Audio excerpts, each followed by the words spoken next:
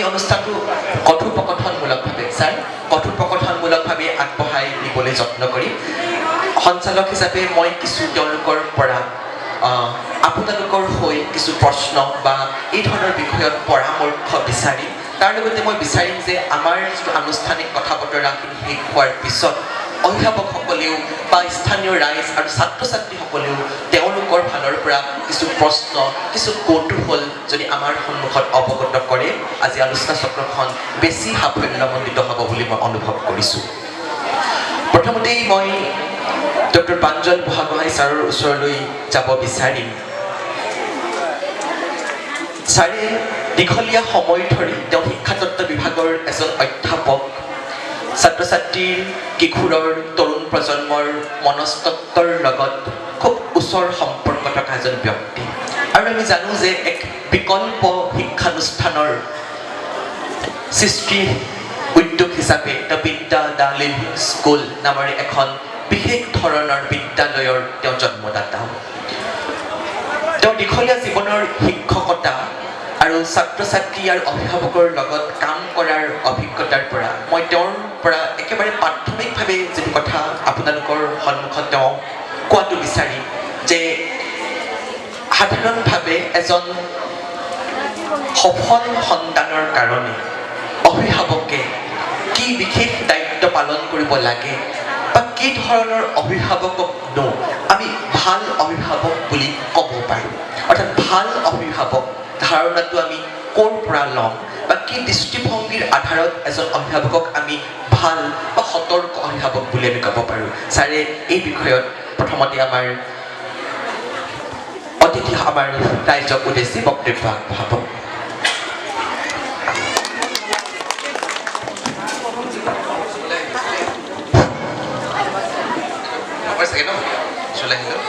ওচৰলৈ আহি লৈছোঁ দেই বহি লৈছোঁ মই বহুতখিনি প্ৰথমতে শ্ৰদ্ধা জনাইছোঁ সঞ্চালক মহোদয় আৰু আমাৰ সহ আলোচক মোৰ আচলতে ইয়ালৈ আহিবলৈ পাই খুব ভাল লাগিছে প্ৰথমতে সেইটো কৈ লৈছোঁ মই আপোনালোকক বহুতকে লগ পাইছোঁ আপোনালোকৰ ঘৰবিলাকলৈ গৈছোঁ মই ইয়াত বহুতেই নাছিলোঁ এই কৈলাশপুৰ নহয় এইখন কুঞ্জানৰ MD স্কুলখনতে তাৰপিছতো মই বহুতবাৰ আহিছোঁ আৰু মোৰ আপোনালোকৰ বহুতখিনি মানুহৰ লগত চিনাকি হ'ল আপোনালোকে মোক পাহৰিছে চাগে মই তেতিয়া সৰু আছিলোঁ কিন্তু মোৰ চিনাকি আছে বহুতখিনি চিনি পাওঁ মই এতিয়া মোক সঞ্চালক মহোদয়ে এটা কথা ক'লে যে ভাল অভিভাৱকৰ গুণবিলাক কেনেকুৱা হ'ব লাগে সেই কথাটো এতিয়া মই প্ৰথমতে আপোনালোকক কৈ লওঁ যে অভিভাৱকত্ব বা ল'ৰা ছোৱালী কেনেকৈনো সিহঁতৰ যত্ননো কেনেকৈ ল'ব লাগে এই বিষয়ে আমাৰ ঠাইবিলাকত কথা পতাই নহয় আপোনালোকে যদি মনত পেলায় আপোনালোককো বৰকৈ কোনেও শিকোৱা নাই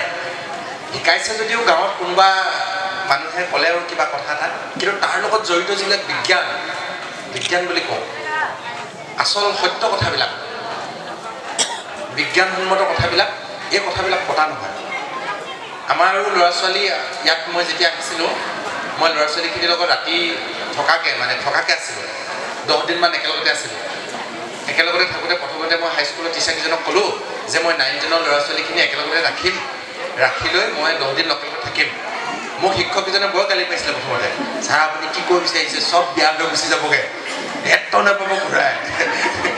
তো 9-10 চব বিয়া হৈ যায় তাৰপিছত এইখন একদম কিবা হ'ব গোটেইখন মোক থাকিব নিদিয়ে আৰু মুঠতে ল'ৰা ছোৱালী একেলগতে থাকিব ৰাতি একেলগতে থাকিব বিয়া হৈ যাবগৈ বেয়া কথা হ'ব এই বুলি কৈ মোক শিক্ষকেও ভয় খুৱালে গাঁৱৰ মানুহৰ যাৰ ওচৰলৈ যাওঁ তেওঁ মোক ভয় খুৱায় কি কৰিব খুজিছে এখন 14-15 চনৰ কথা যি হওক মই তেওঁলোকক ক'লোঁ যে আপুনি চাব মই একটাকো বিয়া হ'বলৈ নিদিওঁ একটাকো বেয়া হ'বলৈ নিদিওঁ আৰু মোক থাকিবলৈ দিয়ক সেইবুলি ক'লোহে হয় ৰাতি যেতিয়া শুবলৈ লওঁ বুকুখনটো ধমধম কৰি থাকে এতিয়া কিজানি ৰাতি যদি পলাই গুচি যায়গৈ কোনোবা দুটা কি হ'ব এতিয়া মোকতো পিটিব ইয়াত সন্ধানত গোটাই ল'লোঁ 50-60টা ল'ৰা ছোৱালী তাৰমানে মই ক'ব খুজিছোঁ কথাটো এই যে সৰুতে ছোৱালীজনী বিয়া হৈ যায়গৈ ল'ৰা এটা বিয়া পাতি লয় তেওঁলোকে জীৱনৰ কাৰণে দৰকাৰী কথাবিলাকতো শিকিবলৈ সুবিধাই নাপায় ভাত ৰান্ধিবলৈ শিকোঁতেই মাক বাপেক হয়েই কাপোৰ পিন্ধিবলৈ শিকোঁতেই মাক বাপেক হয়েই জীৱনত বেলেগ কথাবিলাক শিকোঁতে বহুতে মাক বাপেক হয়েই গতিকে মাক বাপেক হ'বৰ কাৰণে যিখিনি দৰকাৰী লাগতিয়াল কথা সেই কথাখিনি শিকিবলৈ চান্সেই নাপালে সুযোগেই নাপালে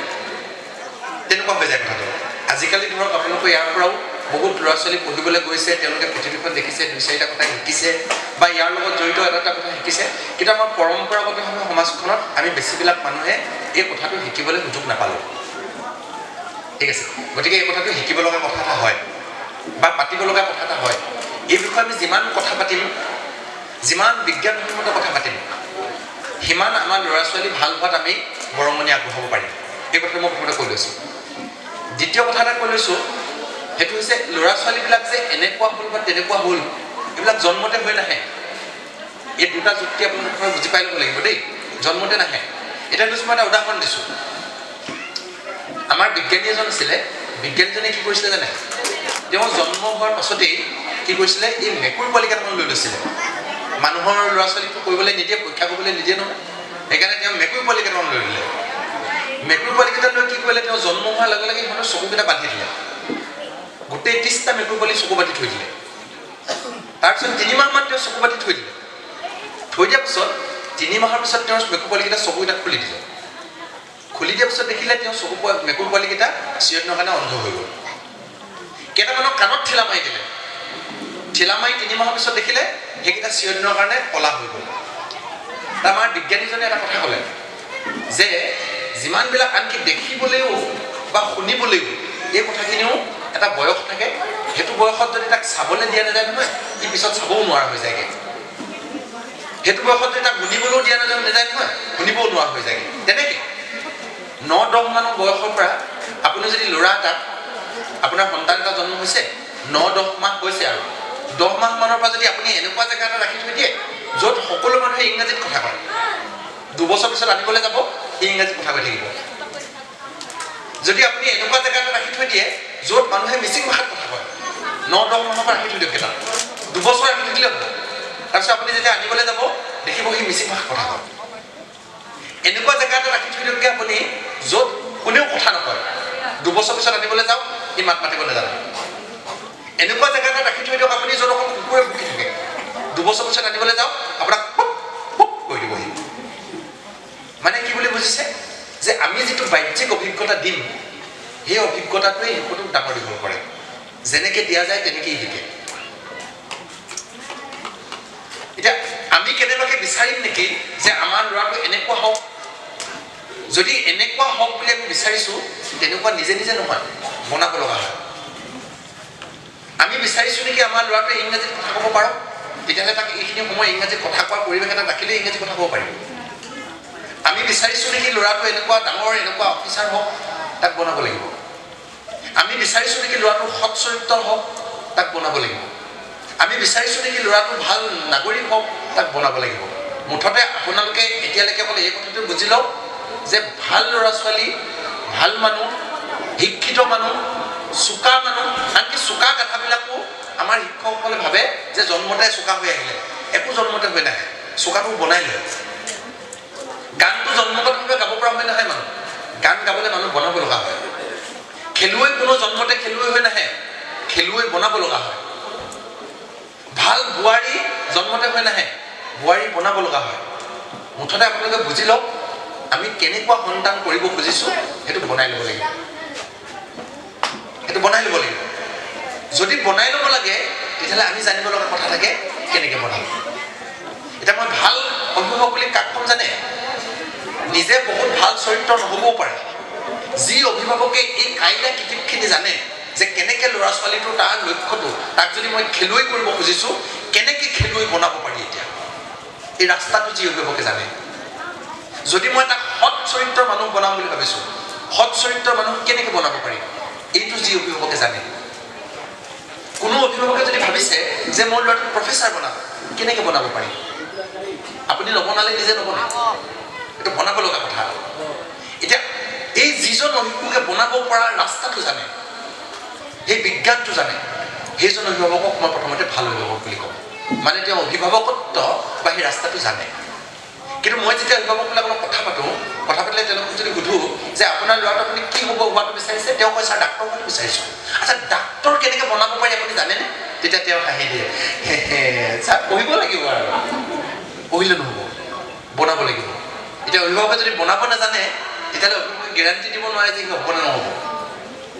সাহিত্যিক বনাব খুজিছোঁ বোলে, অভিভাৱকে ক'লে বোলে আপোনাৰ ল'ৰা কি হোৱাটো বিচাৰিছে, বোলে সাহিত্যিক হ'ব লাগে। কেনেকৈ সাহিত্যিক বনাব পাৰি আপুনি জানেনে? তেতিয়া হাঁহিটো ভেলেঙা হাঁহিটো মাৰি দিয়া হয়, নেজানো নহয়। আচ্ছা, সেইটো এটা ৰাস্তা, সেইটো এটা বাট, সেইটো এটা বিজ্ঞান। সেই বিজ্ঞানটো শিকি ল'ব লগা বিজ্ঞান। তেতিয়া আপুনি যেনেকৈ মন যায় তেনেকৈ ল'ৰাটোক সজাব পাৰিব, বনাব পাৰিব। এতিয়া মই সঞ্চালকৰ লগতে কথা পাতি মই আপোনালোকক তেনেকুৱা এটা দুটা ৰাস্তা কম যে আপুনি কি পদক্ষেপ ল'ব লাগিব, যিটো পদক্ষেপ ল'লে আপুনি ভবাৰ ধৰণে মানুহ এজনক আপুনি লৈ যাব পাৰিব, ল'ৰা ছোৱালীক আপুনি লৈ যাব পাৰিব। ইয়াত মোৰ দেখাত মই যিখিনি আপোনালোকক দেখিছোঁ প্ৰায়খিনি মই বয়োজ্যেষ্ঠ মানুহ দেখিছোঁ আৰু আইতাহঁতকে দেখিছোঁ। আইতাহঁতে নাতি পুতিহে চাব লাগিব এতিয়া চাগে, একদম নতুনকৈ ল'ৰা ছোৱালী জন্ম দিব লগা মানুহ চাগে বেছিকৈ নাই এতিয়া। তেওঁলোকৰ কাৰণে কথাবিলাক বেছি দৰকাৰ, সেই ল'ৰা ছোৱালীবিলাক আছে। আনকি ল'ৰা ছোৱালীবিলাকো স্কুলত পঢ়ি থকাবিলাকো মই কওঁ, মই এতিয়া সামৰিম প্ৰথম প্ৰশ্নটোৰ উত্তৰটো। মুঠতে আপোনালোকক মই এই কথাটো কৈ ল'লোঁ যে ভাল অভিভাৱক সেইজন যিজনে বিজ্ঞানটো জানে। কিহৰ বিজ্ঞান? মই যদি ল'ৰাটোক খেলুৱৈ বনাব খুজিছোঁ, খেলুৱৈ কেনেকৈ বনাব লাগে সেই কথাটো মই জানো। কাৰণ সকলো অভিভাৱকে কিবা এটা কৰিব খোজেই, নোখোজা কোনো নাই। সকলো অভিভাৱক আপুনি সোধক যে হ'ব নাই ভাল হ'ব লাগিব দেই, ল'ৰা ভাল হ'ব লাগিব। এতিয়া ভাল হ'ব লাগিবতো আমি আশা কৰোঁ, আমি বিচাৰোঁ, কিন্তু মই কেনেকৈ কাম কৰিম যিটো কৰিলে সি ভাল হ'ব? মই কেনেকৈ কাম কৰিম? মই কি কৰিম? আজিৰ দিনটোত মই কি কৰিম? কি কৰিলে সি ডাক্তৰ হ'বগৈ? কি কৰিলে সি শিক্ষক হ'ব? সেইটো যদি সুধোঁ তেতিয়া নেজানে খেলে। তেতিয়া কৈ দিব পঢ় পঢ়, একদম ডিগ্ৰীত গছকি থাকিব, পঢ় বৰ